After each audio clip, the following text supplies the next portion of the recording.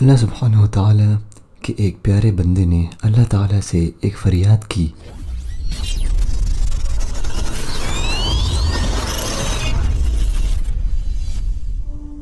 وہ فریاد اللہ کو اتنی پسند آئی کہ اس کو اللہ تعالیٰ نے قرآن کا حصہ بنا دیا۔ انبیاء کا مانگنا بہت الگ ہوتا ہے، کوئی کچھ مانگتا ہے، کوئی کچھ مانگتا ہے، مگر انبیاء کا مانگنا عقل اور دانشمندی کا اعلیٰ طریقہ ہوتا ہے۔ تو یہ فریاد ایک نبی کی اپنے اللہ سے ہے۔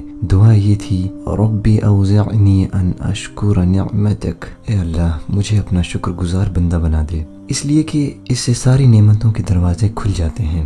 یہ چابی ہے اور یہ کنجی ہے اللہ کے خزانوں سے لینے کی، اور سچ بات تو یہ ہے کہ اس شکر سے جو نعمتیں ہوتی ہیں وہ محفوظ ہو جاتی ہیں، شکر کرنے سے جو نعمتیں نہیں ہیں وہ نعمتیں مل جاتی ہیں، اور جو نعمتیں موجود ہیں اس کی حفاظت ہو جاتی ہے۔ اللہ کے مقبول اور محبوب بندوں اور اللہ والوں کی ایک خوبی جو الگ ہوتی ہے وہ یہ ہوتی ہے کہ وہ اللہ کی شکر گزاری کرنے والے ہوتے ہیں۔ کسی کی خوشی کی وجہ دیکھنا ہو، کسی کی خوشی بھری زندگی کا مشاہدہ کرنا ہو تو تم دیکھو گے کہ اس کی زندگی شکر گزاری سے بھری ہوگی۔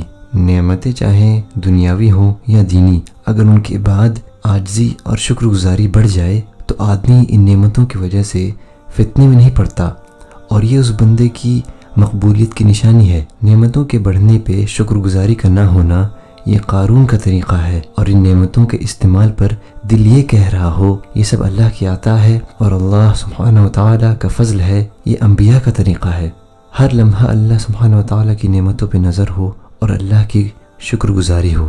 غیروں کی طرف سے اللہ کو بھول جانے کی بیماری ہم نے اپنے گھروں میں کیا لی، پھر اس کے ساتھ وہ بیماریاں بھی آ گئیں جن کا نام اور تذکرہ پہلے سنا نہیں۔ ناشکری جس کی وجہ سے آدمی کی آنکھوں پہ پٹی بن جاتی ہے، اس کو وہی نعمت نظر آتی ہے جو اس کے پاس نہیں ہے، اور شکر گزاری جس کی وجہ سے مسلمان کو ایک ایک نعمت پہ وہ لطف اور مزہ محسوس ہوتا ہے کہ بس اس کا کیا کہنا۔ شکر کی کیفیت یہ ہے کہ ہر وقت میرے دل میں اللہ کی نعمتوں کا استحضار ہو اور یہ خیال ہو میری اتنی اوقات نہیں تھی جتنا میرے اللہ نے مجھے دے رکھا ہے۔ اگر شکر کی کیفیت دل میں ہو تو محسن کی محبت بڑھتی ہے، اور جب محبت بڑھتی ہے تو اس کی چاہت پوری کرنے کا اندر سے جذبہ اٹھتا ہے۔ جب آدمی شکر گزار بندہ بنتا ہے تو آدمی اللہ کا فرمانبردار بندہ بھی بن جاتا ہے۔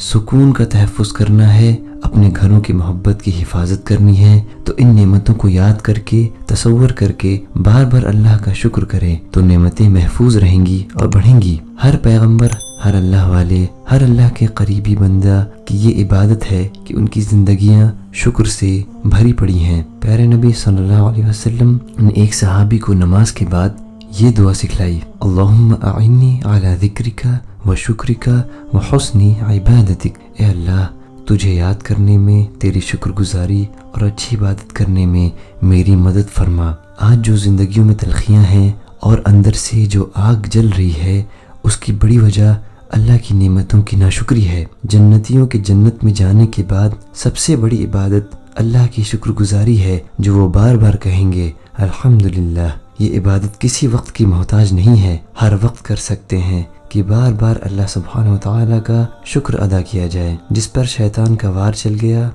جس پہ شیطان کی اثرات پڑ گئے، تو یقین کر لیں کہ وہ بندہ شکر گزار نہیں ہوگا، اور اگر بندہ شکر گزار ہے تو سمجھ جائیں کہ شیطان کے اثرات سے وہ دور ہو گیا۔ اللہ تعالی ہم سب کو اپنے شکر گزار بندوں میں شامل فرمائے۔ ویڈیو اگر پسند آیا تو لائک کریں، چینل کو سبسکرائب کریں، اور اپنی رائے کا اظہار کمنٹ سیکشن میں کریں۔ اور اگر آپ نے ابھی تک ہماری دجال سیریز نہیں دیکھی ہے تو دائیں سائیڈ میں آئی بٹن کو کلک کریں۔ السلام علیکم ورحمۃ اللہ وبرکاتہ۔